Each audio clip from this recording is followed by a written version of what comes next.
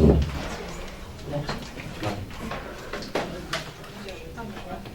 right. Thank you for coming. I just want to welcome you. My name's Don Dunn. I'm the superintendent here at Van ISD, and we are excited about this Literacy Partners program. We have been on the church tour for the last month or so. We visited with 7 churches, and we did a great training this past Saturday. And so you guys are the second set of trainees, and so we are really excited. We really feel like this program is going to have a major impact on our kids. And I think after today, you're going to see that you're going to be blessed by it as well. So anyways, it's a great program, and we're looking forward to it. A couple of housekeeping things before we get started. Again, we have snacks. We have all kinds of snacks right here. In the kitchen, there's a refrigerator. It's full of drinks, whatever you want. We have coffee in here as well. If you need to use the restroom, you'll go through that door, go straight through. There's a room. Just keep on going. Eventually, you'll run into the restroom. Okay? You're not going to bother me if you need to get up in the middle of my presentation and go. I'm used to that, so if you need to go, feel free to go. I want to introduce a couple of people first of all. Jan Carter is our campus coordinator for J.E. Rhodes Elementary School. Jill Dutton, for those of y'all who know Jill Dutton, Jill is our district coordinator. And then Twyla Walker is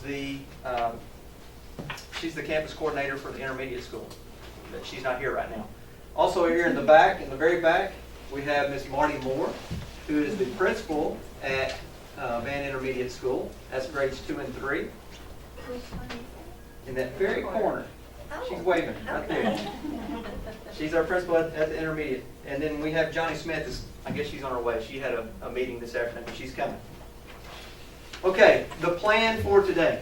I have 2 different sessions. The first session is kind of the do's and don'ts, what we can do, what we can't do.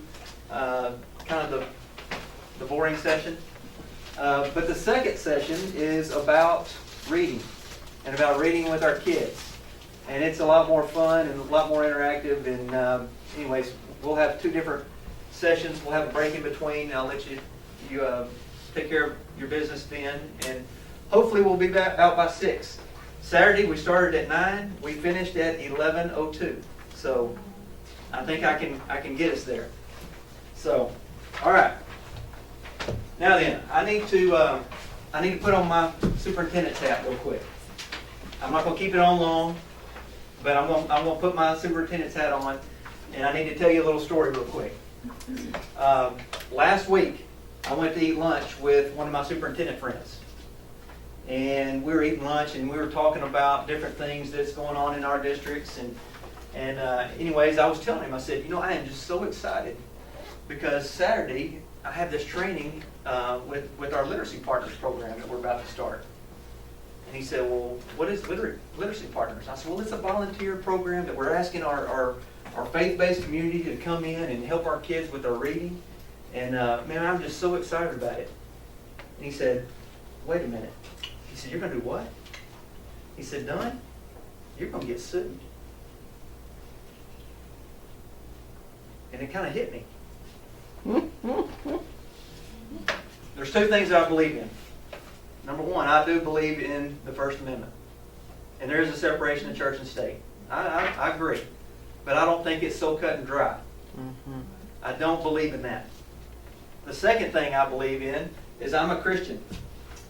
And I understand what it means to be a Southern Baptist, because I am one.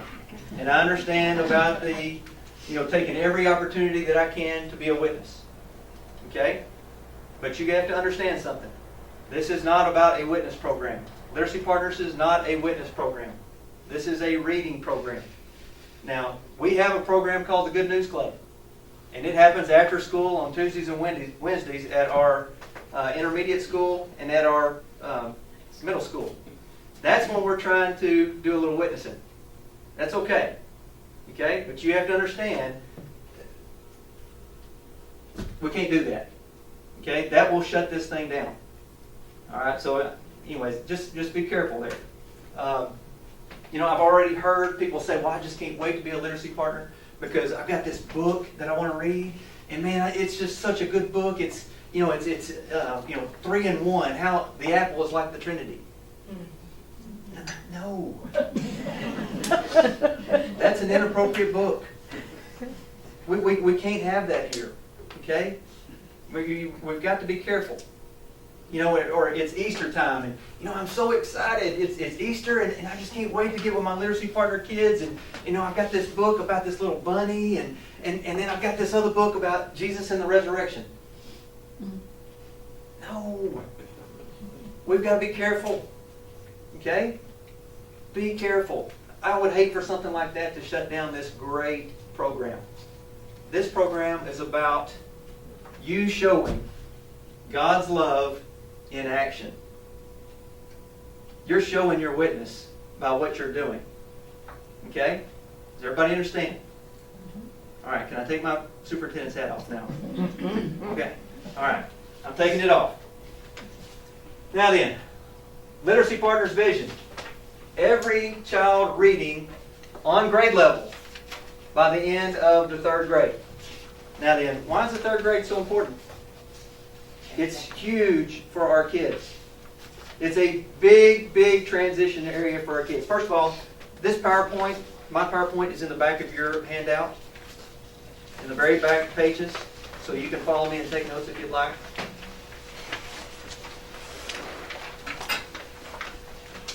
In the very, very back.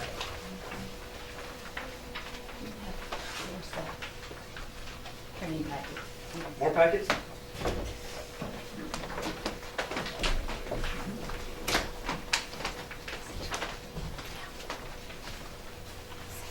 And Johnny Smith, our principal at J.E. Rhodes Elementary, just walked in. Okay, the 3rd grade is a huge transition grade for our kids because that's where they go from learning how to read. In other words, starting in kindergarten and even in pre-K, they go from, learning what the letters of the alphabet are, to putting them together and making sounds, to forming words, to putting those words together, to know what an exclamation point is at the end of it. They go from learning how to read. But once they hit the 4th grade, they have to read to learn. They have to be able to comprehend what it is that they're reading. And that is so important. They have to make that transition from learning how to read to reading to learn. Okay? Now, why is that important? Because if they don't, those kids are going to struggle in their schoolwork in every subject they have from then on out. And we are trying to catch them up from that point forward. They're going to struggle. You think it takes a little bit of reading to do history? I have some former teachers in here. What about science? You think you have to read a little bit in science? Even in math. I'm telling you, if you have not seen a 3rd grade math test, you don't understand what I'm talking about. But you have to do a lot of reading. It's reading with a little math in it is basically what it's gotten to the point. And you have to be able to understand and comprehend what they're talking about. So reading is ultra important. Studies have shown that if a kid is not reading on grade level by the time they finish the 3rd grade, they are 4 times more likely to drop out of high school. Now, the vision for our school is after high school comes college. And we're preaching that from our Head Start to our pre-K to kindergarten. As soon as they enter our school system, that's what we're preaching to our kids all the way through high school. After high school comes college. After high school comes college. Well, if they drop out of high school, the odds of them going on and going on to college are slim. Now, let me tell you why that's important. Most of you don't realize, but we are 65% economically disadvantaged in our school. Now, that's based on free and reduced lunches. That's a true hard number. That's not a guess. That's how many kids that we have on free and reduced lunches. Now, let me tell you a little bit about free and reduced lunches. To qualify for reduced lunches, family of 4, mom, dad, 2 kids, they cannot make a combined income over $42,000. We've got about 7% of our kids in that boat out of the 65. Think about that for a second. Now then, to qualify for free meals, family of 4, mom, dad, 2 kids, can't have a combined income over $30,000. And we have about 57, 58% in that boat qualifying for free lunches. So what we're trying to do is we're trying to change our community here. The answer to breaking that cycle of poverty is education. And I don't think, Van is such a great place. You drive through Van and you see our great looking churches and you see our schools and they're nice and they're clean. But I don't think people realize what we have in our community. We have some people and we have some kids that are struggling. And they need us. They need us to be able to give them a chance to break that cycle. And what you are doing is going to help. It's big time. So, what if they don't? All right. Literacy partners. The philosophy of Literacy Partners is pretty simple. There's 3 things. Number 1 is simplicity. We want to keep this as simple as possible for you. We want you to drive up to the front of the school, get out, come in, go to the desk, get your name tag, check in with the receptionist, go to Miss Smith's room, knock on the door, Miss Smith, I need this kid. Get out, read to him, send him back in. Miss Smith, I need this kid. Get him, read to him, send him back in, and then leave. We want this as simple as possible for you. And I'm going to explain that in more detail here in a minute, don't worry. But we want this as simple as possible as you. So the foundation for this program is simplicity. The second thing is consistency. Now look, we're going to start this the week of November the 3rd. Okay? And we're going to run through from November all the way through May. It is very, very important that it's very, very important that you consistently show up and be here for your kids. Each one of you will be assigned 2 kids. Those 2 kids are going to be your kids. But guess what? You are going to be those kids' person. They're going to be depending on you to come in and they're going to develop a relationship with you, and it is important that you consistently show up and you're there. Because a lot of our kids are coming from single parent homes whose dads have already left them. And if you come in and work with this kid for 3 weeks and decide, well, I really don't think I'm doing much good with this kid. I can't really see any results. And I think I'm just going to quit. That's another adult that's left that kid's life. So commit to this and be consistent about coming. Okay? Now, I understand. Hey, Mr. Dunn, I had a trip to the Bahamas for the last 6 months that I've already paid for, and I'm not going to be here in January. That's fine. That's not a problem. Let the kid know we have a subsystem. We'll get somebody in there for you. But try to be consistent with this, okay? All right. And then the last is humility. This whole program is about service. You're going to serve our kids. You're serving this program. You're serving our school. And ultimately, you're serving our community. And so we're going to serve with humility. So that's basically the philosophy of Literacy Partners. Simplicity, consistency, and humility. Okay. In your packet, we have a couple of different resources. HCBC.com. That stands for Hill Country Baptist Church. This whole program, the Literacy Partners program, was started in Leander ISD, which is somewhere close to Austin. What they did, this is a nationally renowned program. What happened with them is the church got together and they were having some problems in the schools with the dropout rate. The dropout rate at their high schools was 12 or 13%. Well, that was costing, they ran some numbers, it was costing the city and the state millions of dollars because these kids were dropping out, they were getting on welfare, they were going to jail. It was just a bad deal. And so they started thinking, how can we curb this? I mean, we've got to do something to curb this tide. And Hill Country Baptist Church come up with, we're going to start literacy partners. Because we know that if, again, a kid is 4 times more likely to drop out of high school if he's not reading on grade level by the time he finishes the 3rd grade. So this is how this is all started. There's a lot of resources there. Of course, all of it has Leander ISD on the bottom of it, and it doesn't have Van ISD, but it's still stuff that you can use. In your packet, there's a district calendar. The only thing I want to say, part of the thing here is you get to pick when you want to be a literacy partner. In our calendar, we have half days on Wednesdays, once a 6 weeks. So if you pick a Wednesday at, say, 1 o'clock, there's going to be one time every 6 weeks when we're going to be out of school. That's when we use that for our PLC time with our teachers. Teachers get to sharpen the saw that day. So just make a note of that. Job descriptions is on the single piece of paper that you have. Again, it just basically goes over what we're doing, who we're working with, and then the philosophy of serving with humility, consistency, and simplicity. Parking lot. Okay. Everyone has a notepad and a pencil in front of them. Does everyone have a notepad? Okay.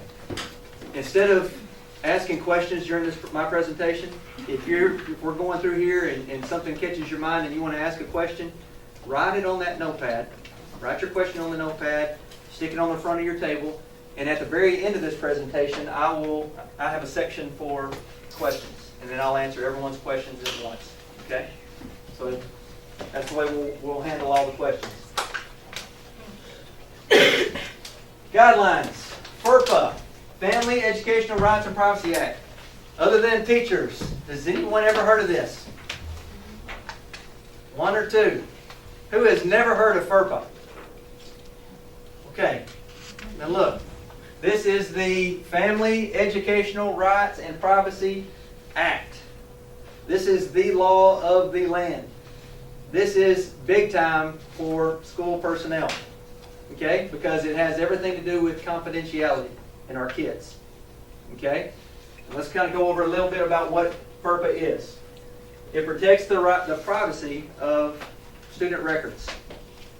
Now then, a student record is defined as any document that contains information directly related to a student, such as discipline reports, attendance records, test scores, written student statements, grades, transcripts, meeting notes, special education, and 504 records.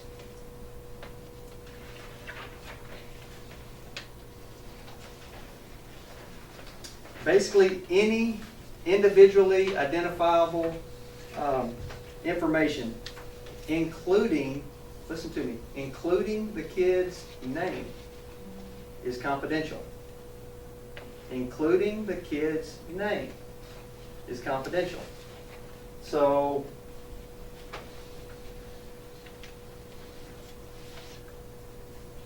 we must be diligent in not disclosing protected information to those who do not have a right to access that information. We have to be careful about what we say and what we do with the little kiddos that we're going to be working with. You can get more information about this on our website. But right now, at your table, I want you to talk about Ferpa, what does it mean for volunteering, and why would it be important to protect the confidentiality of students? So let's take about 2 minutes and you discuss that with those who are at your table. Hi there.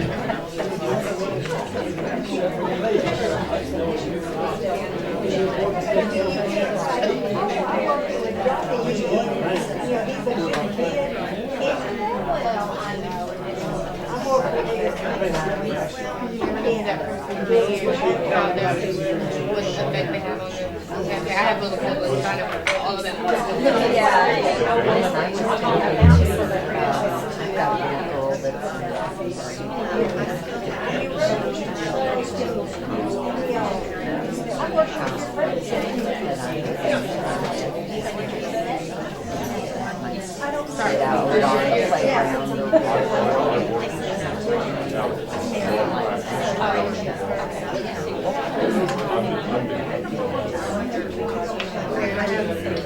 Three little cousins and they're all in first, second, third grade. And then I have my older siblings, my younger siblings, they're all go to high school. And I have cousins all middle school. Oh, okay. So, yeah, so anything you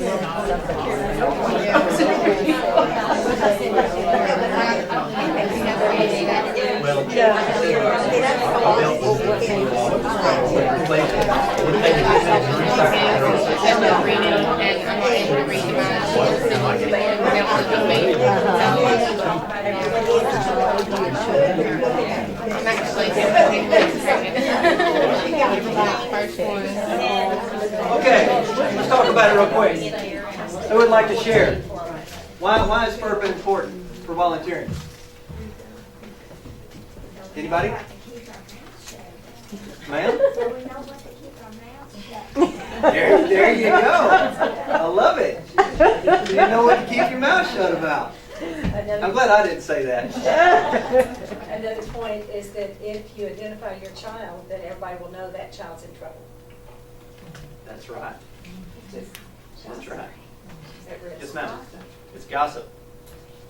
Now, why would it be important about the confidentiality of kids?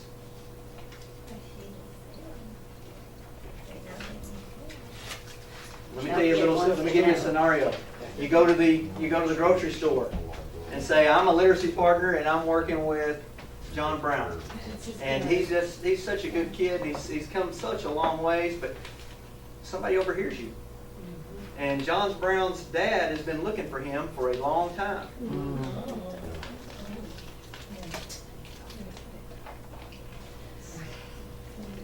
You just don't ever know. I don't know what the odds are of that happening, but you just never know. That's why it is so important that you have to be careful about what you say about the kids and their names and all that kind of stuff. Okay?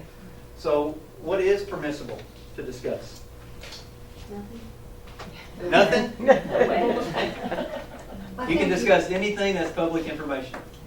Okay? I'm a literacy partner, and I just think that is the best program in the world. I love being a literacy partner. I go in there and I work with 2 kids. And, you know, I go into J.E. Rhodes Elementary School, and that school is so clean. And it's just, you know, and the teachers are so nice, and I just love the principal. And, you know, I work with this little kid named John Brown. And, you know, God bless his heart. He does everything he can. But, you know, I think he's special ed. Now, I said some things that were okay. Yeah, but you shouldn't have mentioned his name, and you shouldn't have mentioned special ed. That's right. So we can say we love the kids we're working. Absolutely. Absolutely. As long as there's not a kid that is identifiable, that you don't say a specific name. But if you just say, hey, I love being a literacy partner, you know, it's been great. And I'm going to stop right here. As far as being a literacy partner, each one of you guys are a recruiter. You know that, right? So if you have anybody else that wants to be a literacy partner, that's how you do it. I love being a literacy partner. You know, it's such a great deal, and I'm so blessed. And come on and join us. And that's all fine. But we just cannot say anything about kids. All right. Or we can say they're cute. Well, sure. Absolutely. What about taking pictures? Think that's a good idea? Why not? Because their parents don't know about it. Because their parents don't know about it. If we take a picture as a school and we want to put those kids on our website, we have to have a release from their parents saying it's okay for you to use the image of my child on your website. Okay? So, where, if I did take a picture, where would I put it, you think? What about Facebook and Twitter? What about talking about the Literacy Partners program on Facebook? No.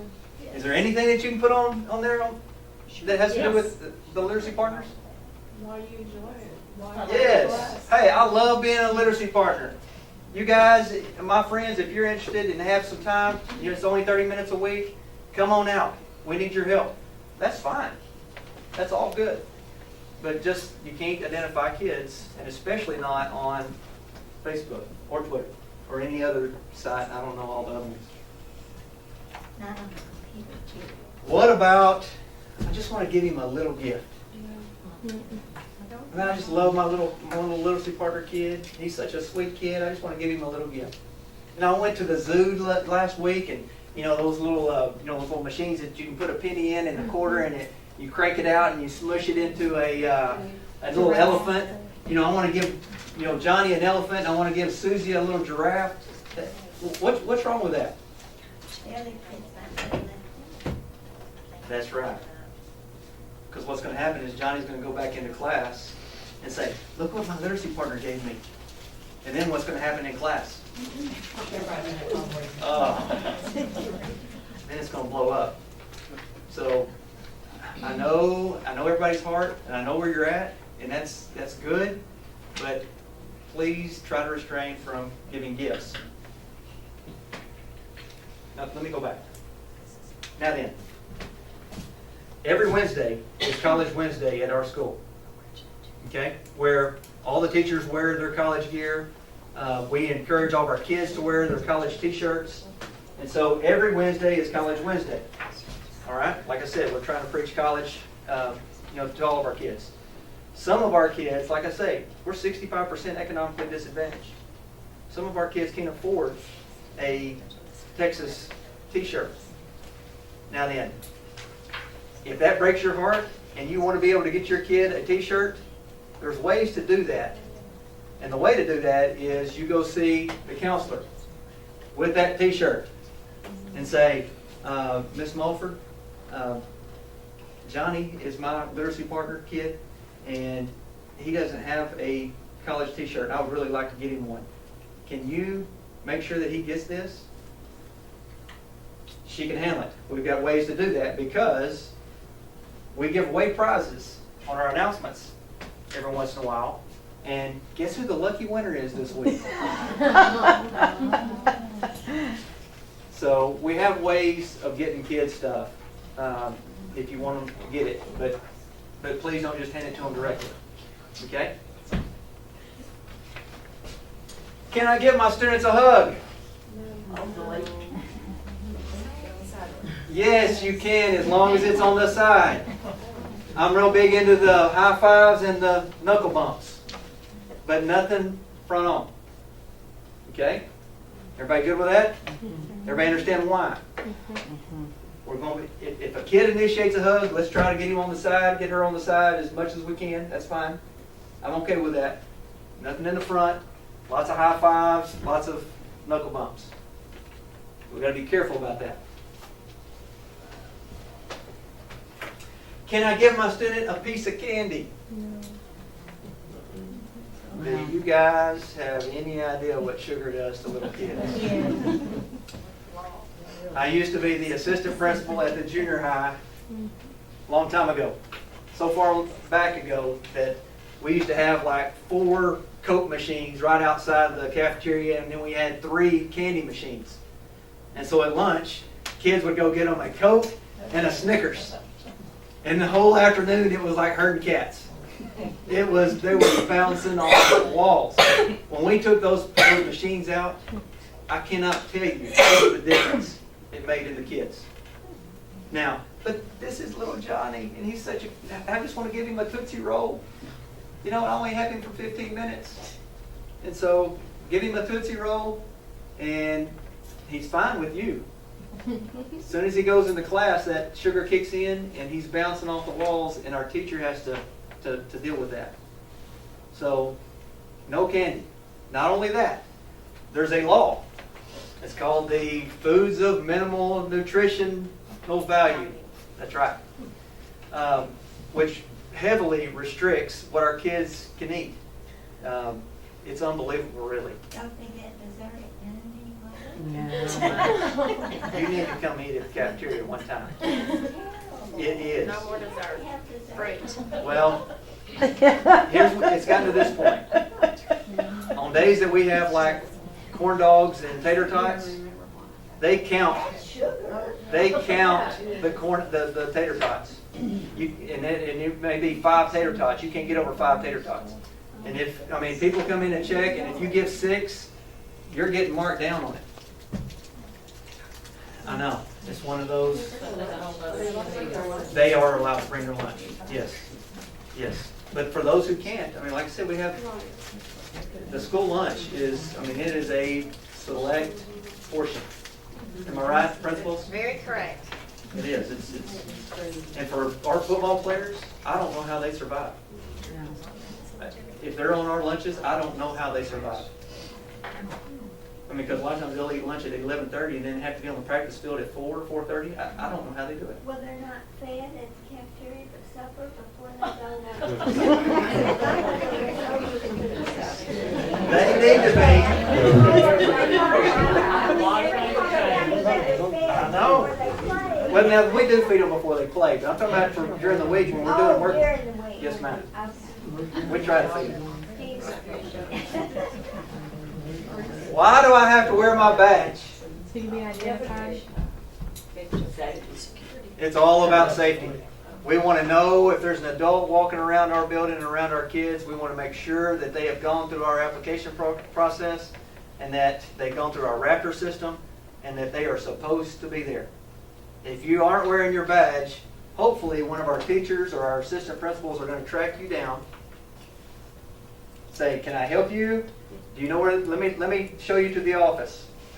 And they're going to take you to the office where you can be identified.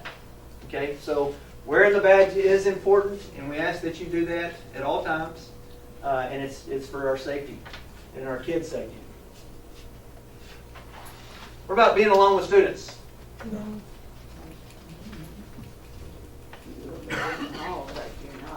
Now then, here's the deal. All right, we're meeting out in the hallway to read one-on-one with our kids. What do you say? Yeah, there's none. It's kind of loud out there, and every time a kid walks by, my child gets distracted, and there's a room over here, and there's nobody in it, and I'm just going to take my kid in there, and we'll get in here, and we'll close the door, and that way there's no distractions whatsoever. Somebody tell me, what's the problem with that? You don't know what's going on. What are the issues with that? Whatever that kid says, you're going to have to defend that didn't happen, no matter what. That's for your safety. Don't put yourself in that position. If it's so loud in the hall that you don't think that your kid can concentrate and you think that you have to move him, go to the library where the librarian is, and you can read with them in there. But please do not go into a room and close that door behind you, because then all bets are off. We have cameras in every hallway, in every campus, on every campus in our district. That's for your protection too. That way, there's a camera on you. If Johnny says, hey, my literacy partner did this, this, and this to me, we can look at that camera and say, no, that's not what happened. So, be careful. While I'm talking about that too, what if your child, we're going to have 2 chairs out in the hall. What if they want to sit in your lap and read? You think that's okay? No. Don't do that. Keep his hiney in that seat, and you just sit beside him and read. Don't let him get in your lap. What do I do if a child shares something really personal? Report it.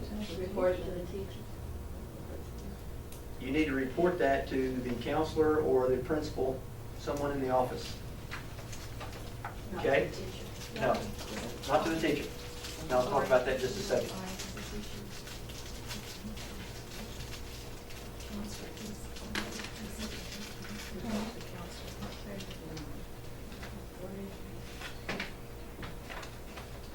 Okay. What I used to tell my teachers, if a child makes an outcry to you, It is your responsibility. As a matter of fact, legally, it is your responsibility to contact CPS and make a report. That's the law, basically. So here's what we want you to do. If a child says, hey, my dad threw me up against the wall last night, and that's why I have a black eye, and if you can see that, it's your responsibility to notify the office and tell them what happened. We're going to make a report, but you, as being the adult that child cried out to, it is your responsibility to make that report as well. Okay? And we have, we'll make sure that you get the number. If you can look up CPS, I believe, and get it on their website. They'll have a phone number, and you can also make a report actually online. So both ways, but you are obligated to make a report. Okay? Hopefully that never happens, but if it does, that's what you need to do. All right, let's go through these guidelines. Literacy partners must sign in and out at the campus office and wear a name tag while on campus. We've already gone through that. Should meet in hallways or open rooms. Is that a typo? Or open rooms? No. Should we meet in open rooms? Yeah. Good. No, do not meet. I don't want you meeting in any rooms unless it's the library. Okay? So I need to mark that out. We should always meet in the hallways. And by the way, while I'm talking about the hallways, we will have chairs for you. You're not going to have to sit on the floor. Okay? We will have chairs. You should interact and meet with only the students they have been assigned. Okay? And that's the other thing. I told you a while ago, don't say anything to the teacher.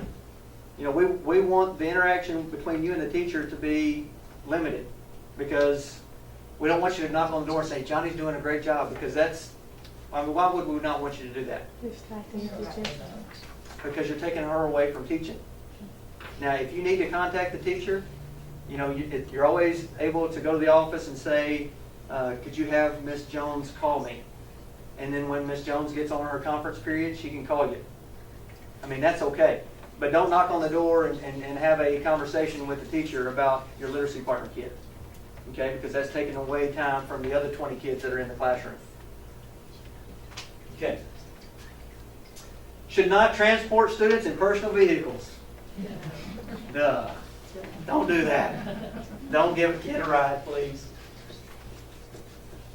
Should be cautious about physical contact with all students, such as nudging, hugging, pushing, slapping, hitting. Again, these are 6, 7, 8-year-old kids. Okay? So just be careful. I mean, the high five, let him hit you. You don't give him too much of the shoulder. Must not take pictures of any child or post on any social media sites. Are discouraged from giving gifts and or purchasing lunch, bringing food or candy for any student. Should never give medication to a student, prescription or over the counter. You're sitting there with your literacy partner child and he starts coughing hard.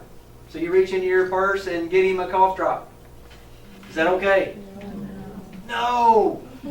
Even if it's over the counter, no. Don't give that child anything that he can put in his mouth and eat. Candy or medicine. Okay? Can't do that. Be careful. You should dress appropriately. Everybody understand that? Watch your blouses, ladies. Watch your dress.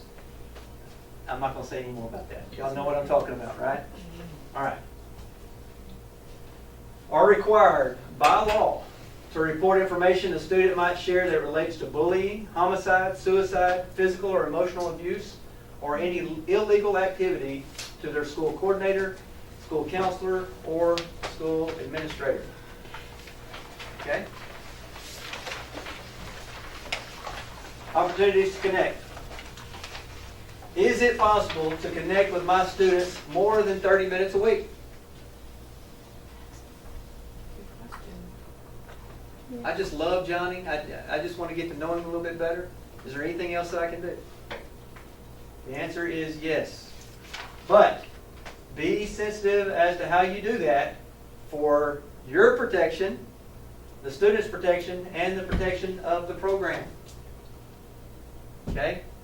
I just love Johnny. Johnny's a great kid. I've worked with him for 3 months now, and he's gotten so much better. And I would really like to tell his mom how well he's doing and how much I enjoy him. And I think I'm just going to give her a call and tell her.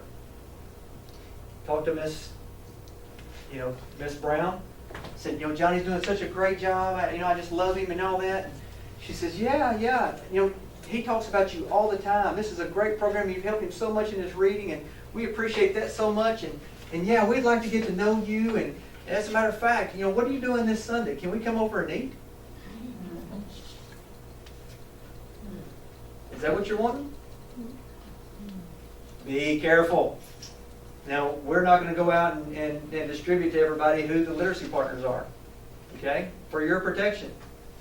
All right, now the parents, they'll know who you are, but we're not going to give them your number and all that kind of stuff. All right? So be careful what you ask for. Just be sensitive to that. Safe ways to connect. You can be a classroom volunteer in Johnny's class. We have special grade level events. We have rallies that you can go to where we give out awards to the kids for the different things that they do. You can go to those and cheer Johnny on. We have field days if you really, really, really, really want to connect with him.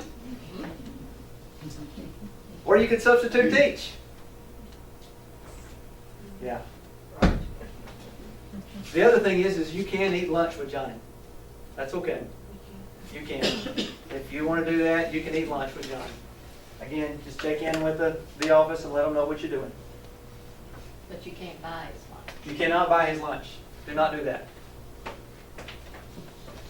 Most of these kids are on free lunches anyways. So you don't have to buy their lunch. All right. Now then, questions. Anybody have any questions? You didn't write it down? No, you don't have to write it down. Well, just tell me. What's your question? What if Johnny is impressed by your faith, even though you said nothing about it, and he asks you a question about your faith? I would still be careful. Okay. Be sensitive to that. And you take me to church? Yes, or we have a good news club. Just be careful because you don't ever know what Johnny's coming from. And even in the books that you pick, be careful because you gotta act like this. What if your child was the kid that was being read to, and it was a Muslim children's book that was being read to them? Would you want that? No. So you've got to be careful there. Again, this program is about displaying God's love in action. So if it gets to that point, I don't know. I really don't know how to answer that. Well, I mean, if they want you to, can you take them to church, or what church do you go to? You answer those questions. Then the next contact would be the mom. You'd have to contact the parent. So that would be my suggestion. Yes, ma'am. What if a child wants to go to the restroom during their 15 minutes? Tell them to hold it. They're good at that. They can do that when they go back to class. That's a great question. Yes, ma'am. What about like when we go to meet them in the hallway, will the teachers already have them out there? And when we get through, we don't just get up and leave without making sure they're back in their classrooms? That's session number 2. You're trying to get ahead of me, right? Oh, okay. We'll cover that. Are stickers allowed? That's still a gift. We have a question? What's this 504 record? It's kids with special needs. Okay. And so that's just a confidential record and you won't know that. We're not going to give you that information. But, what is 5? Okay. Yeah, 504 is just it's a law that governs our special kids. What information do we get? Really, you won't get much of any information A about. name? You'll get his name and you'll be able to read with him. Yes, ma'am. If you find out your partner or the child is related to you, is that okay? We're going to try not to. That's why we have our campus coordinators are going to assign kids. So that's the way we'll. If they are, get with your campus coordinator and we'll make a switch. How's that? Anything else? So I may be getting ahead of you, but is there any kind of evaluation we do on them as? No, ma'am. No, ma'am. Our teachers will do all of that, and I'll kind of go over that in the next section too. Anything else? That is session 1. So if we want to take a break, go to the restroom, redo your snacks. Let's start back here in 10 minutes.